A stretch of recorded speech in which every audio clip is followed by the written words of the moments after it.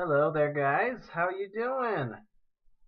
As you can see, I'm dressed up as Kylo Ren from Star Wars. Speaking of which, that's a really good movie, Star Wars Force Awakens. You should see it. So, I'm here to do the 2015 Utah Utes season review. That's right. Now, 4 months ago, I did a season preview and I made some predictions, some of which came true, and some of them were absolute fails. Like, for instance, in the video I made 4 months ago, I predicted we would go 10-3, and I was right. But a couple of those losses, I predicted that we would lose to Oregon and Oregon State, which, boy, was I wrong. It's funny, because I actually thought Oregon State, I cannot believe I said this, I thought they would win 10 games. I'm not even joking. Before the season started, I thought they would win at least 9 or 10 games. They lost frickin' 10 games. So, they had a rough first year, but I did not see that coming at first, at the beginning of the season. So, I feel kind of bad for making that prediction. And I also predicted that Devontae Booker would break the all-time rushing record for Utah Utes history. But unfortunately, he never got the chance to do that because, well, he got injured. But he still had a pretty good season when he was playing.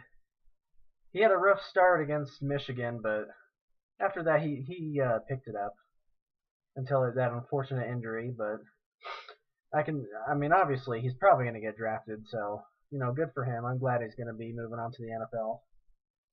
So let's start with Michigan. Utah won 24-17, and that was Coach Harbaugh's debut for coaching with Michigan. And it was one, like I said in the review, the season review, it was if Utah's going to win, and if they do, it'll be a one possession game, and it was. Utah won 24-17. Realistically, Utah could have won like, I don't know, 24-13 because when we had I'm sorry, 23 or 24-10 because when we had that 17-3 lead, Johnny Paul had that late hit. I think when it was on 3rd and long, and they gave him a new first down. And if he hadn't done that late hit, it would have been 4th down, and they had to punt. But instead, they get that first down, and they marched downfield and score a touchdown. So really, the score could have actually been 24-10. So we would have been able to win by a 2-possession game, but we didn't, so that's too bad. But that was probably one of the only few rare mistakes that Johnny Paul made. Other than that, he had a fantastic season. Had over 110 tackles, couple interceptions, couple sacks. What sucks is he didn't win the Pac-12 Defensive Player of the Year, and I thought he deserved that award, but it went to a guy from that plays for Oregon. And I can't remember his name, but I do know that Oregon's defense was like pretty shitty. So, and Utah's offense was pretty damn good. So, I felt like Gianni Paul had the bigger impact being on Utah than DeForest Buckner. That was his name. So I felt like he should have won that one. Now, I'm not just saying that because I'm biased. Like I think he truly did deserve to win that award. So, but whatever. He's definitely getting drafted in the NFL too, so it's not like that's that big of a deal. And then I also made the prediction that Travis Wilson was going to have his best year ever. Even better than his 2014 season, which was pretty solid. Boy, was I wrong. And it's weird because he looked so good in Michigan, and he looked good against Utah State before he got injured. He looked great in Oregon, but ever since that Cal game, he just started sucking like his old self. And I love the kid, I really do. Like, he's one of the most toughest players I've ever seen play for Utah. But at the same time, I'm really glad that he won't be with the Utes anymore. We're going to have a new starting quarterback next year. And I'm really glad that that's the case. because with Travis Wilson, we're not going to be able to win any Pac-12 championships or get to the playoffs. Because it seems like whenever late October and early November starts coming, he just kind of flounders and their offense just completely shuts down and they lose important games that they need to win. I mean, that's what they've done the last, or not the last, but 3 out of the 4 years they've been in the Pac-12. There was 2011, and all Utah had to do was beat Colorado, and they'd be in the Pac-12 championship game. And Colorado hadn't won a single road game in like 3 years or something like that. And they beat us 17-10. But I mean, obviously that wasn't Travis Wilson's fault because he wasn't on the team during that time. Or he might have been, but he was a redshirt. I can't remember. It was one of those two. But I mean, our offense was still absolutely horrible. And I mean, that just shows that Kyle Whittingham is not very good when it comes to November games. I mean, ever since 2009, he has a 14-15 record in November games. So I mean, that just shows you right there that he starts off really hot, but then just kind of simmers down once we get into November. So yeah, we lost that game. It was one of the worst games ever. We lost 10-17, I think, and we just missed out on the Pac-12 championships. So we sealed our own fate on that one. And then 2012, and 2013, obviously with losing records, we weren't even close. So I mean, nothing I can really, argue about there. But in 2014, we are 6-1, nice hot start. Then we lose games where we should have won against Arizona State. And I mean, even Oregon, with the way we started, we should have won the game too. I mean, we have the talent to beat them. But ever since that Kalen Clay drop, we just kind of lost momentum. But I mean, I'm not going to shit on Kalen Clay. I love that guy, so. But, and then we lost, and then we got drubbed by Arizona. And after that loss, we completely sealed our fate. And once again, we missed out on the Pac-12 championship game. So that's twice in the last 4 years that we sealed our own fate. And then here this year, we start off 6-0, ranked number 3 in the playoff for the college football playoffs. And once USC comes along, everything just went down south. Got our asses kicked by USC. Played in some pretty subpar games against Arizona State and Washington. I mean, we were honestly lucky to win those games because we played pretty poorly on offense. And even defense, too. Yeah, we still won, so we were pretty lucky to win those games. But then we lost 3 out of the last 5 games. And we lost to, Arizona was that one. We should have won that game. We really should have won that game. But no, our defense, I don't know what happened, but our defense was just awful. So I don't really want to talk about that game. That was painful to watch. But then we got UCLA. Another game that we actually should have won, but it was that fumble by Travis Wilson and Joe Williams on the read option exchange that screwed us over. And because we lost the game, we took ourselves out of the Pac-12 championship game. So 3 out of the last 5 years, we sealed our fate ourselves by not making the Pac-12 championship. And so that just goes to show Kyle Whittingham isn't so great after all. And don't get me wrong, I love Kyle Whittingham, and I greatly appreciate what he's done for us as a program. But I really do feel like he's hindering our success more than he's allowing us to be successful. I mean, his motto is all in or in the way. But yet, it's like the offense that he coaches is in the way.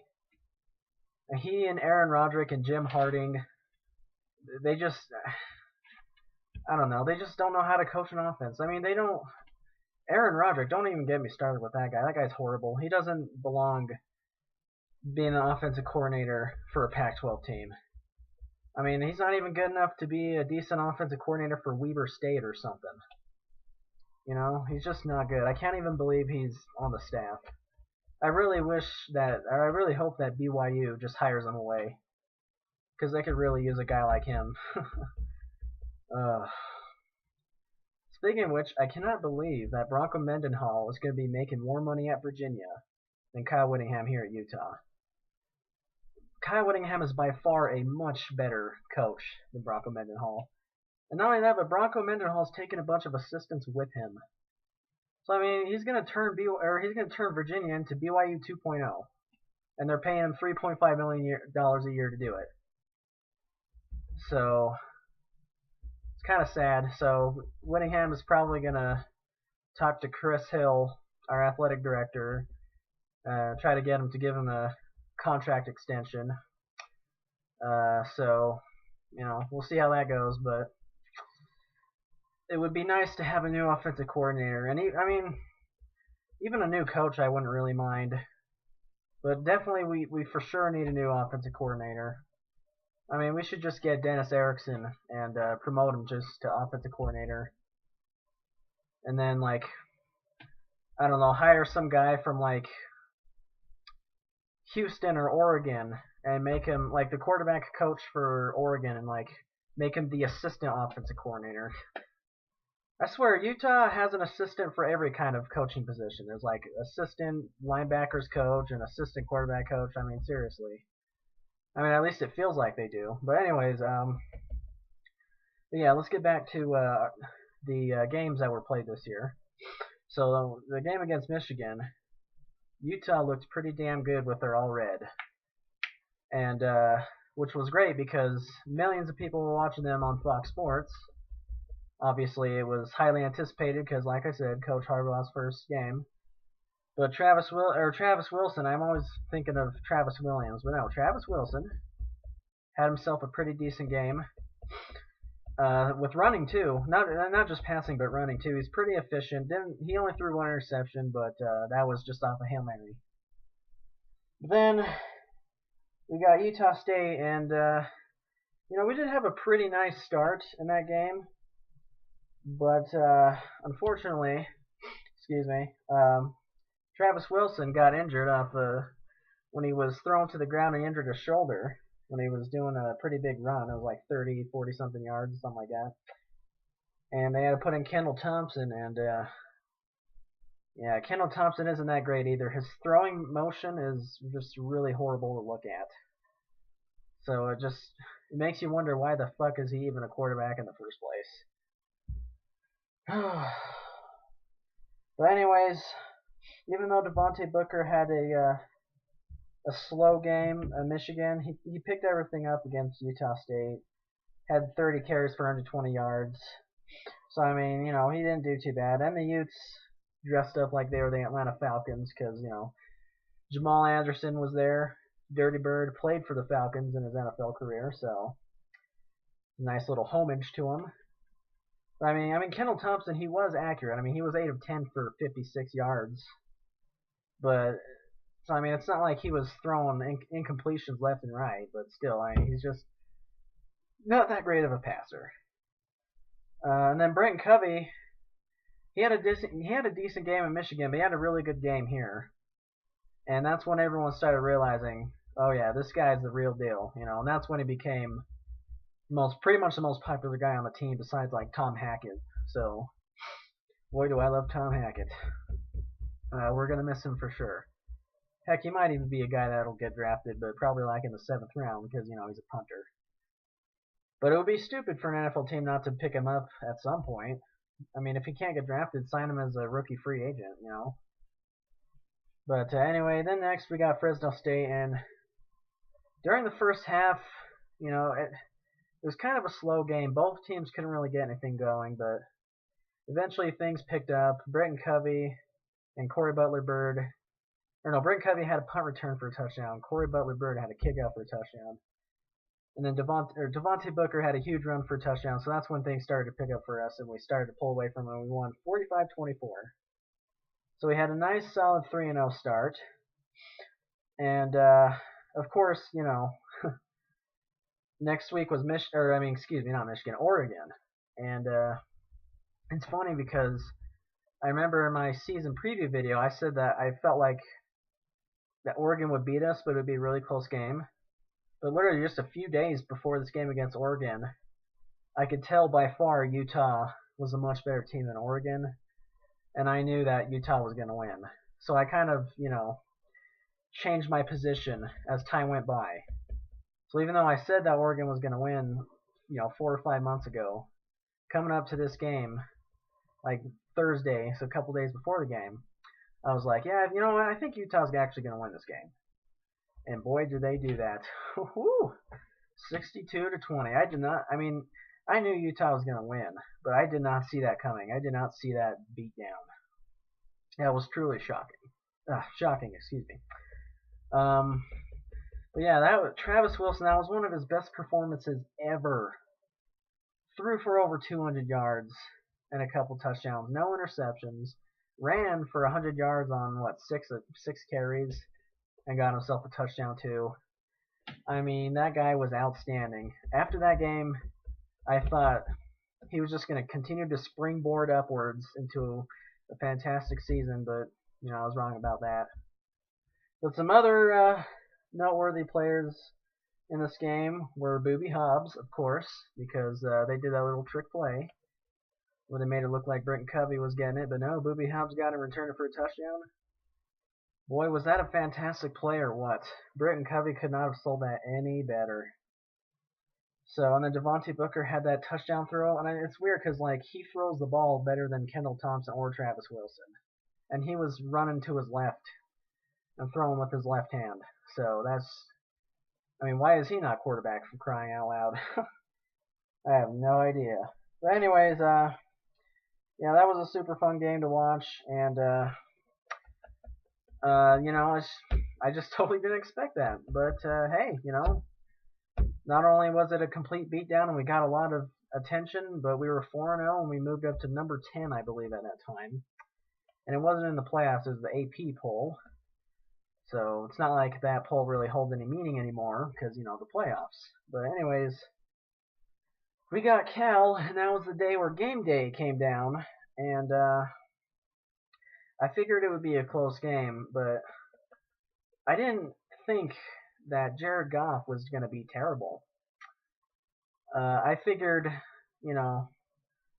he was going to, pretty much torch us until the, fourth quarter where we finally step up and get a couple sacks and an interception or something, and get the momentum on our side, and we'll score a game-winning touchdown or something. But no, he threw 5 interceptions, I believe, and all of them were in the first half too, or at least most of them were. But I was really surprised that he had such a horrible start. But we still only won that game by 6 points too, and even though we had we had a positive 5-0 turnover ratio. So, and we only won that by 30-24. So, not very good. But hey, a win is a win. And Devontae Booker, he had a huge game. He had his best game of the season by far. 34 carries for 222 yards and 2 touchdowns. And Travis Wilson that's just simmer down. He threw 1 touchdown pass and 2 interceptions. So that was when the decline started, unfortunately. And it just kind of got worse from there. But then next up, Arizona State. And I remember the score was, I think we were down by 1 or 2 points. I think it was 1 point. After Arizona State kicked a field goal, and they kicked it to us, and Britton Covey tried to do that pass off to the side to, I think it was Kenneth Scott that was over there. It was a forward pass and it was in the freaking end zone. And they got 2 points and they're going to get the ball back. Right after that moment, I was like, oh shit, we just might lose this game. Because it kind of felt like that game in Oregon last year where just all the noise that the crowd was making and all the momentum that we had just got completely sucked out. It's like we had nothing left.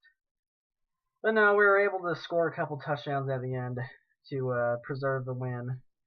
Mainly thanks to Devontae Booker because he had that huge run at the end. So yeah, and it's funny because it was like a 60-yard run or something, but before that run, he had been contained pretty much all day by Arizona State's defense. Like he couldn't get anything going. And then finally had that big run that put the game away. So luckily we won that game, even though it was pretty ugly for a win. It didn't really feel like a win, but still we won, and that's better than losing. So that puts us at 6-0, and that's when we moved up to number 3. And that was, I remember seeing when we were number 3. Oh boy, you should have seen my reaction. But that was really a good day to be a Ute when we found out they were number 3. Hopefully we can relive that moment again next year. We'll just have to see. But hopefully we don't choke in November like we did last year either. So hoping for something a little different. But next up is USC. And, I really thought we would win this game. I mean, not in my season preview, but even just a couple days before this game. I felt like we had what it took to win the game. And we had a nice start in the first quarter. We led 14-7. But Travis Wilson, boy, was he awful. This was probably one of his worst games. He threw, 4 interceptions? Let me see here. 3 of them, yeah, he threw 4 interceptions. 3 of them were to that freshman linebacker, who was a white guy. That's right, a white linebacker. One of them was for a pick 6. The other one was almost a pick 6. And then, the other interception, they still scored a touchdown. So, I mean, it was 21 points off of those 3 interceptions. And how many points did they beat us by? Well, they beat us by 18 points. So, obviously, those 3 interceptions were huge in helping them win. So, and that's when I realized, well, looks like Utah's overrated. And that was really disappointing because I was hoping they could prove those doubters wrong and get to the playoffs. But I knew right then and there everyone was gonna start shitting on them again. So, and saying that they didn't deserve to be number 3 and that they're overrated. So that was really an unfortunate game. But next we got Oregon State in Utah, and it still disgusts me that in the season preview video I said Oregon State would beat us. But of course, with how poorly they had been playing coming up to this game, I knew Utah was easily going to win. But of course, it wasn't easy. No, we after the first quarter, we didn't, or no, not the first quarter, but the first half, we didn't really get any offense going. So we only won the game 27-12. I mean, there's not really much to talk about. Nothing really went on during this game, so there's nothing I can elaborate on. I mean, that was a game where Harrison Hanley, had a pretty decent game, and he had that 1 touchdown pass that obviously really helped us. Because had he not done that, it would have just been a 1-possession game, and it might have actually given Oregon State a little more momentum on offense. And who knows, maybe they could have cooked up a game-winning drive had they only been down by 1 possession. But yeah, Harrison Hanley had a nice game, and I mean, that's pretty much about it. So nothing really to talk about there. And then next we got Washington. And that was yet another ugly game where we somehow were able to pull out the win thanks to Johnny Paul. He had pretty much his best game of the season, although he did have that amazing game against USC where he had 17 tackles and 5 tackles for a loss. But in this game, he had an interception and a fumble return for a touchdown. So he obviously he was a huge key for us winning this game. So it was definitely a lot closer than I thought it would be. But, like I said, a win's a win, so I can't really, shit on the team's performance when they win the game. Although I can do that for the BYU game, but which I'll get to later. But anyways, they were able to squeak that one out at 34-23, and then so next we got Arizona. Oh boy. Yeah, that was ugly to watch. Oh, by the way, we're at 8-1 at this point, so still have the possibility of making the playoffs and the Pac-12 championship. But of course, we'll ruin that soon. But anyways, yes, so Arizona. This was definitely a game we should have won. Their quarterback, Anu Solomon, was not healthy. They didn't have their starting running back, I believe. Their defense was totally unhealthy. They had like 5 or 6 linebackers that were injured. So I mean, I, they just there was a lot of players that were injured for this game, and so I mean, it was really a game we should have easily won. But no, we lost 2 in overtime after their backup quarterback came in, completed his only pass, which happened to be a touchdown. Then in overtime, our defense went 3-and-out our one possession, then kicked a field goal, and then Arizona threw that touchdown pass.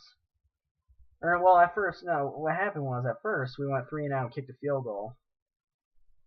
Arizona kicked a field goal. Then we went 3-and-out, kicked a field goal. Then Arizona scored, and then we turned it over on downs. So, I mean,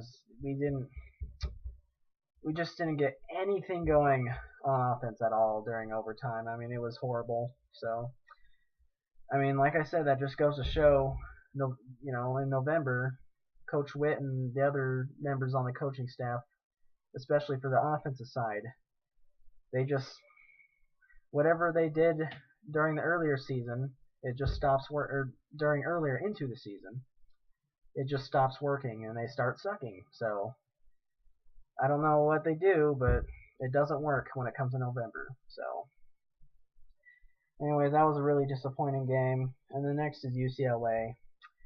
And of course, Devontae Booker was out for this game because he got injured in Arizona. But we did have Joe Williams, and he actually had a nice game. But it wasn't enough. And we only scored 9 points on offense. So, we didn't play very great, as usual. That's what happens in November. But we were marching down for a game-tying drive, and there was a fumble, and we lost. I mean, that's all I can really say about this game. It was a horrible game to watch. Ugly for both teams, to be honest with you. I'm sure UCLA fans were like, ugh, we won the game, but, it doesn't really feel like a win. And I don't blame them, because I know exactly how they feel. And I'm sure you guys know exactly how they feel, too. And then next we got Colorado. Yet another horrible performance on offense. Joe Williams was pretty much the only bright spot in the game. I'm pretty sure this is the game where Britton Covey got injured. So we lost him, and he was pretty much the best receiver on our team, so it sucks that we lost him. And then Travis Wilson had like a 110-yard passing game or something. So this was like his 3rd straight game where he only had 100 yards passing. And he had 1 touchdown and 1 interception, so he was subpar at best. I mean, sure, I guess he did just enough, but still, it was horrible, I was even wanting Kendall Thompson to come in, for Christ's sakes. That's how bad it was. And, Kendall Thompson isn't even that much better anyways, but I mean, he's definitely a better runner, so Travis Wilson seems to have a harder time escaping the pocket. But of course, Kendall Thompson, he's a lot faster, so it would be a lot more difficult to sack him. So I figured just put him in, and hopefully we can just run the ball all the time and get some points on the board. But yeah, I mean, we did just enough to win that game, so we only won 20-14. Once again, it should have been a game where we blew out Colorado, but no, we allowed them to stay in the game, and it was yet another close game. So I'm kind of getting tired of those. Oh, and then next we got BYU in the Las Vegas Bowl. And it's funny because I remember after the first quarter, when we had that 35-0 lead, I felt so damn good. And I was talking shit to all my BYU fans who were friends, or who are my friends, who are BYU fans, of course. And I just, overall, I felt so happy and great, But then, I went from feeling great to feeling like shit. Because, once again, our offense sucked dick. Travis Wilson, by far, had his worst game of the season. He was 9 of 16 for 71 yards. I mean, what the fuck? That's horrible. So, yeah, I don't really want to talk about that game, but at least we won, and it's always fun beating BYU. So, We finished the season 10-3, which is great. That's what I predicted, and so that makes me very happy. And yeah, I mean, there's not really much to say. I mean, I feel like the best offensive performer on the team was Devontae Booker, even though he did get injured. I mean, I get Britton Covey. He makes a good. He also makes a good candidate, but I feel like he didn't do enough. So we'll give the award to Devontae Booker. Then Johnny Paul was the best defensive player by far. So yeah, that's my thoughts on this 2015 season, and we've got 2 new recruits coming in, and they look pretty damn good for quarterback. We got Tyler Huntley and what's the other guy? Troy Williams, yeah, and he's a cousin of Steve Smith, so very excited about that. So we'll just have to see what happens, and I'll see you guys in 4 months. Or no, 7 months. It's not till in 7 months that the season will be back. So peace out.